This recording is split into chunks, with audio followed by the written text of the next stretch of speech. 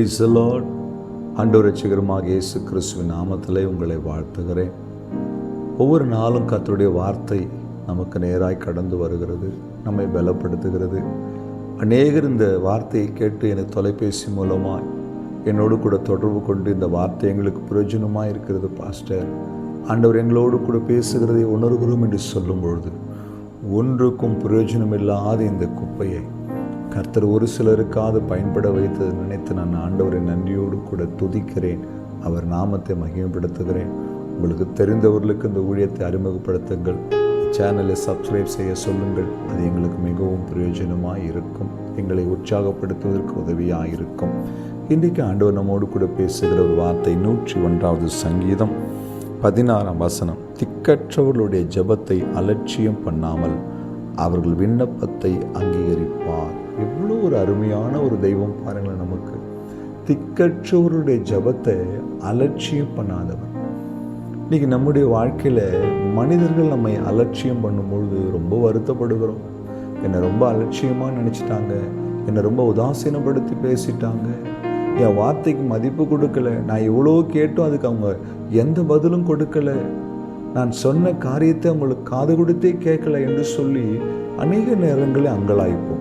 ஆனால் வானத்தையும் பூமியை உண்டாக்கின சர்வ வல்லமையுள்ள தேவன் சொல்கிற வார்த்தை, திக்கற்று இருக்கிற உங்களுடைய ஜெபத்தை நான் அலட்சியம் பண்ண மாட்டேன், உங்கள் விண்ணப்பத்தை நான் அங்கீகரிப்பேன்னு ஆண்டவர் சொல்கிறார்.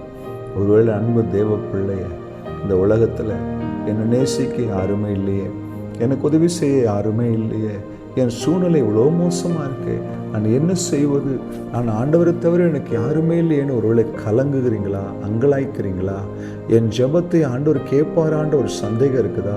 ஆண்டவர் உங்களை பார்த்து இந்த காலை வேளை சொல்றார், திக்கற்று இருக்கிற நிலம், திக்கற்று போன நிலமில் இருக்கிற உங்களை பார்த்து ஆண்டவர் சொல்றாரு, உங்களை திக்கற்றவர்களாய் விடேன், உங்கள் ஜெபத்தை நான் ஒருபோதும் அலட்சியம் பண்ண மாட்டேன், உங்கள் விண்ணப்பத்தை நான் அங்கீகரித்து அதற்கு பதில் கொடுப்பேன்னு ஆண்டவர் சொல்றார். சந்தோஷம் தானே? ஜெபிக்கும் பொழுது ஆண்டவர் பார்த்து சொல்லுங்க, ஆண்டவரே என் ஜெபத்தை அலட்சியம் பண்ணாத தேவன். எவ்வளோ ஒரு நல்ல தேவன் பாருங்களேன்.